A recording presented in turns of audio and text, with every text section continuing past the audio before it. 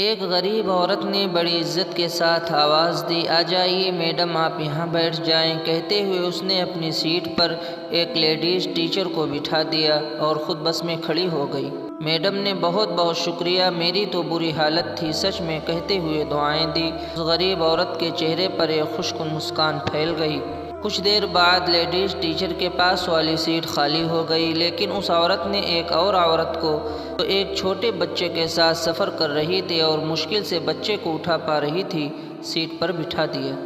اگلے پڑاؤ پر بچے والی عورت بھی اتر گئی، سیٹ پھر سے خالی ہو گئی، لیکن اس نیک دل عورت نے پھر بھی سیٹ پر بیٹھنے کی بالکل کوشش نہیں کی کہ اس ایک کمزور اور بزرگ آدمی کو بٹھا دیا جو ابھی ابھی بس میں سوار ہوا تھا۔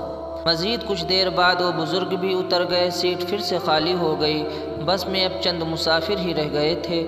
اب اس لیڈیز ٹیچر نے غریب خاتون کو اپنے پاس بٹھایا اور پوچھا کہ کتنی بار سیٹ خالی ہوئی لیکن آپ لوگوں کو بٹھاتی رہیں، خود نہیں بیٹھیں، کیا بات ہے؟ اس خاتون نے جواب دیا، میڈم میں مزدور ہوں، میرے پاس اتنے پیسے نہیں کہ میں کچھ صدقہ و خیرات کر سکوں، تو میں کیا کرتی ہوں کہ سڑک پر پڑے پتھروں کو اٹھا کر ایک طرف رکھ دیتی ہوں، کبھی کسی ضرورت مند کو پانی پلا دیتی ہوں، کبھی بس میں کسی کے لیے سیٹ چھوڑ دیتی ہوں، پھر جب سامنے والا مجھے دعائیں دیتا ہے تو میں اپنی غربت بھول جاتی ہوں، میری دن بھر کی تھکن دور ہو جاتی ہے۔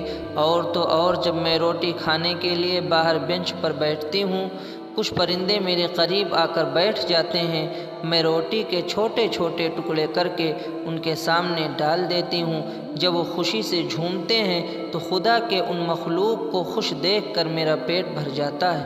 روپے پیسے نہ سہی، سوچتی ہوں دعائیں تو مل ہی جاتی ہوں گی، مفت میں فائدہ ہے نا، اور ہمیں کیا ہی لے کر جانا ہے اس دنیا سے۔ لیڈیز ٹیچر ہکا بکا رہ گئی۔ ایک ان پڑھ سی دکھنے والی غریب عورت نے اتنا بڑا سبق پڑھا دیا، اگر دنیا کے آدھے لوگ ایسے خوبصورت اور مثبت سوچ اپنا لے تو سب کے لیے یہ زمین جنت بن جائے گی۔ صدقہ و خیرات صرف پیسے سے نہیں، دل سے بھی کیا جاتا ہے۔